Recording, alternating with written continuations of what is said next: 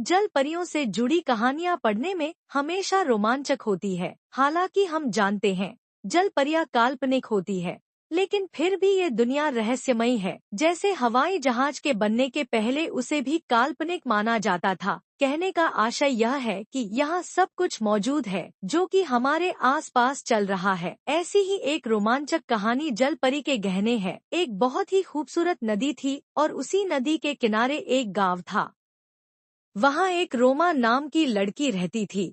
रोमा की उम्र शादी के लायक हो चुकी थी, लेकिन उसकी बदसूरती की वजह से उससे कोई अच्छा लड़का शादी करने को तैयार ही नहीं था। रोमा मन ही मन टूट चुकी थी क्योंकि उसके साथ की सभी सहेलियां माँ बन चुकी थी और यह अभी तक दूसरों के बच्चों को ही गोद में खिलाकर अपना मन भर रही थी। रोमा को आस पड़ोस के लोग ताना मारा करते थे, लेकिन रोमा के माता पिता उससे बहुत प्यार करते थे। उन्हें अपनी बच्ची की बहुत चिंता थी, इसलिए वह अपनी बच्ची की शादी के लिए गहने खरीदने बाजार जाते हैं। हालांकि इनके आर्थिक हालात कोई खास नहीं है, लेकिन जिंदगी भर थोड़े थोड़े पैसे जमा करके उन्होंने अपनी बेटी की शादी करने की व्यवस्था बनाई है। वह शादी के पहले गहने इसलिए खरीदना चाहते हैं ताकि बाद में उन्हें परेशानी न झेलनी पड़े। दोनों बाजार पहुंचकर अपनी बेटी के लिए अपनी क्षमता के अनुसार गहने खरीद लेते हैं।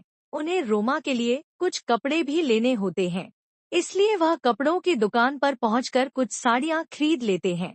दोनों बहुत खुश थे। वह जल्दी से अपने घर पहुंचकर रोमा को गहने और कपड़े दिखाना चाहते थे। रास्ते से दोनों लौट ही रहे होते हैं कि अचानक उनके हाथ से गहनों वाला बैग एक व्यक्ति छुड़ाकर भाग जाता है। रोमा के माता पिता गहनों को बचाने का बहुत प्रयास करते हैं, लेकिन वह गहने नहीं बचा सके। गहने चोरी हो जाने से दोनों दुखी हो जाते हैं। उन्हें अब अपनी बेटी की शादी के सारे सपने टूटते हुए नजर आने लगते हैं। दोनों सोचते हैं कि अब इस जीवन में क्या करेंगे, हम अपनी बेटी की शादी तक नहीं कर सके और दोनों आत्महत्या करने का फैसला कर लेते हैं। वहीं से थोड़ा दूर एक नदी के घाट पर दोनों पहुंच जाते हैं और पानी में छलांग लगाने के लिए पहाड़ी की ऊंचाई पर जाने लगते हैं। अचानक उन्हें एक लकड़ी का बॉक्स पानी में तैरता हुआ नजर आता है। बॉक्स बहुत ही खूबसूरत दिख रहा था। दोनों लकड़ी की सहायता से बॉक्स को नदी के किनारे ले आते हैं और जैसे ही बॉक्स को खोलकर देखते हैं तो उनकी आंखें फटी की फटी रह जाती है, क्योंकि बॉक्स में एक से एक खूबसूरत गहने दिखाई दे रहे थे। दोनों एक दूसरे के चेहरे को देखते हैं और बॉक्स को जल्दी से लेकर अपने घर की ओर निकल लेते हैं। गहने मिलते ही दोनों ने अपना मरने का विचार बदल दिया था। वह घर पहुंचते ही अपनी बेटी को गहने दिखाते हैं। रोमा बहुत खुश हो जाती है और उन्हीं गहनों में से जैसे ही वह एक खूबसूरत सा हार अपने गले में पहनती है, अचानक रोमा एक परी की तरह खूबसूरत दिखाई देने लगती है। पूरे कमरे में उसके चेहरे की चमक से रोशनी फैल जाती है। ऐसा लग रहा था मानो कोई अप्सरा स्वर्ग से उतरकर आई हो। रोमा अपने आप को आईने में देखती है तो दंग रह जाती है। उसे समझ ही नहीं आता कि वह इतनी सुंदर कैसे हो गई। वह खुशी से झूम उठती है और अपने माता पिता के गले लग जाती है। यहाँ रोमा अपनी खूबसूरती से खुश हो रही होती है और समुद्री दुनिया के अंदर गहनों के खो जाने से हलचल मच चुकी होती है। दरअसल उस लकड़ी के बॉक्स में जल परी के गहने थे। गलती से वह समुद्री सतह के ऊपर आ गए थे। उन गहनों में जलपरी का एक खानदानी हार भी था जिसमें जादुई शक्तियां विद्यमान है।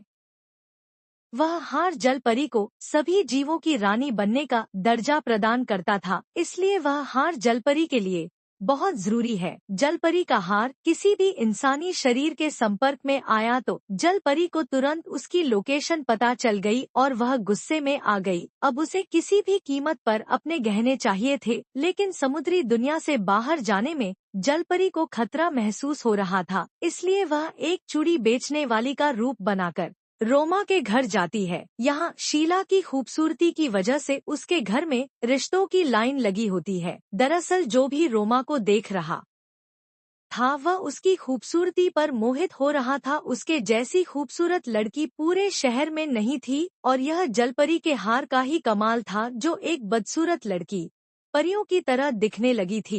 रोमा की शादी एक बहुत ही उच्च घराने में योग्य लड़के के साथ तय हो जाती है। दोनों एक दूसरे के हाथ में अंगूठी पहना ही रहे होते हैं कि उसी बीच जल परी उनके दरवाजे में पहुंचकर आवाज लगाती है, चूड़ी ले लो चूड़ी। रोमा के घर में मेहमान आए हुए थे, इसलिए चूड़ी वाली पर कोई ध्यान नहीं देता। तभी वह जोर से आवाज लगाते हुए कहती है, सगुन की चूड़ी ले लो। और शादी के शुभअवसर में सगुन की चूड़ियों का नाम सुनते ही रोमा चूड़ी वाली को रोकने को कहती है, और जैसे ही रोमा जल परी के सामने पहुंचती है, जल परी उसके गले में हार देखते ही पहचान जाती है कि वह उसी का खानदानी हार है। जल परी चालाकी से वह हार देखने के बहाने रोमा से मांगती है।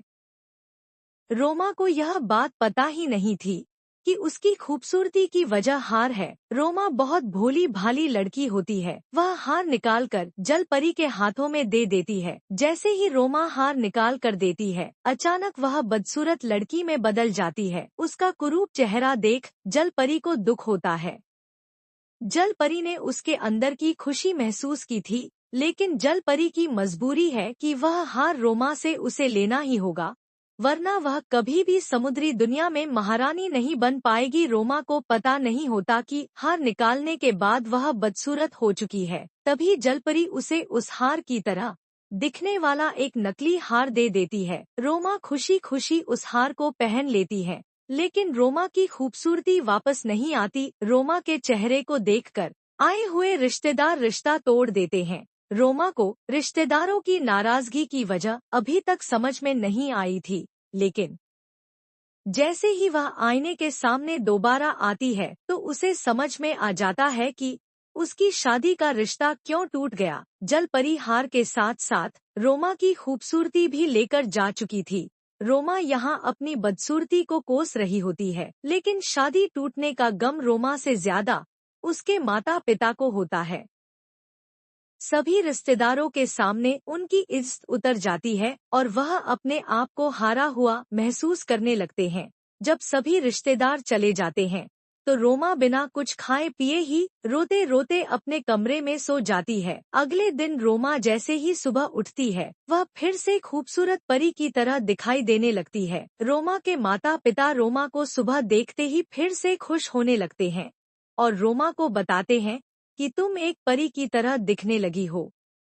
रोमा के पिता सोचते हैं, यह कैसे हुआ? दरअसल जब जलपरी रोमा के पास आई थी, उस वक्त वह उसके कुरूप चेहरे को देख दुखी हुई थी और जलपरी के आंसू रोमा के हाथ में गिर गए थे। इससे रोमा के हार्मोन बदल जाते हैं। अब रोमा को खूबसूरत दिखने के लिए जलपरी के गहने की जरूरत नहीं थी, वह भी एक परी बन चुकी थी।